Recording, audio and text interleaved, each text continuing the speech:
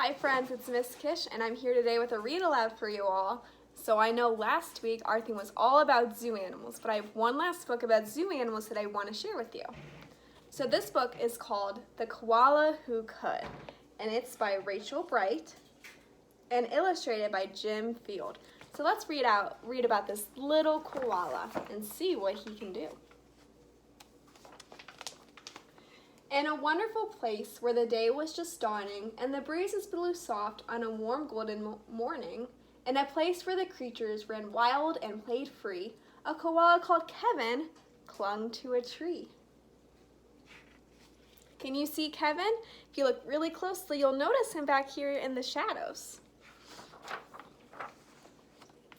A nicer gray fellow you never would meet, as soft as a soft thing from ear tufts to feet. His favorite way to relax in the sun was to cling and to nap and to munch a leaf bun. And after all this, well, he'd need a nice rest. Yes, Kevin liked sticking to what he knew best. You see, high up was safe, since he liked a slow pace, while the ground down below seemed a frightening place. Too fast, and too loud, and too big, and too strange. Nope, Kevin preferred not to move or to change. What are some of the other animals you see around? I see a kangaroo and a fox, and it looks like one of those little kangaroo mice. Lots and lots of fast animals. So he clung to his tree as he knew what to do, and he was never too keen to try anything new. So when Wombat stopped by and shouted one day, "Hey Kevin, why don't you come down here and play?" What do you think Kevin's going to say? Do you think Kevin's going to want to come down and play? Let's see. I think, he replied, I should stay on my plant. I'm busy right now. No, I'm sorry, I can't. Up with him he has a little box and it says Kevin's Leaf Collection on it. Why not? Cried the Roos with a super loud cheer. Yes, why? Called the Dingoes. There's nothing to fear. But Kevin, who'd never been one to act fast, said, I've clinging to do, but it's nice that you asked. What's something you know about koalas? Something I know about koalas is that they sleep a lot and they move a little bit slower, right? So Kevin, he doesn't want to change. He just wants to stay up in his tree. As Kevin sat watching them chatter and share, a part of him wished he could join in down there. But he knew he'd missed home. It was dark and so late.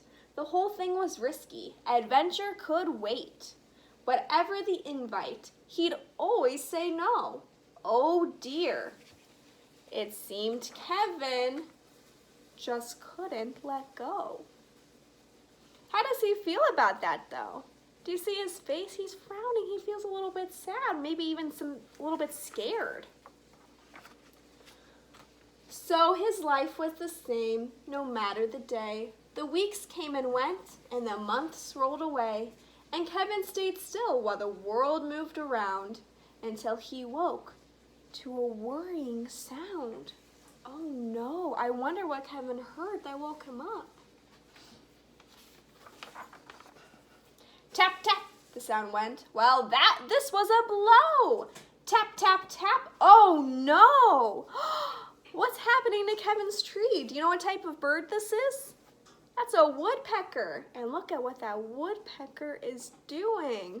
Uh-oh, let's see what happens to Kevin.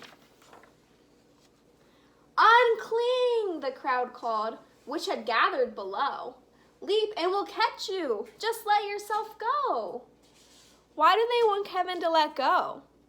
Look at what's happening to his tree. If he doesn't let go, what might happen to him? Let's see. But Kevin was scared. Let go, no, I shan't. I won't, shouted Kevin. Oh dear, I just can't.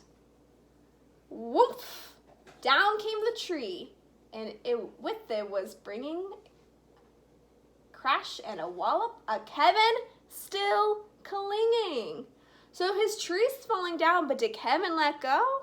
No way, he's still holding on tight. I hope he's gonna be okay. Kevin, he carefully opened one eye and looked up at the love staring down from the sky.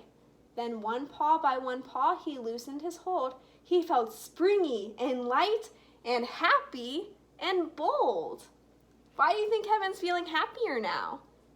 Maybe because he's now on the ground, right? He was so scared to come down on the ground and join the other animals, but then he didn't have a choice because the woodpecker pecked into his tree and made it fall. But now that he's finally on the ground and he's trying something new, he feels happy.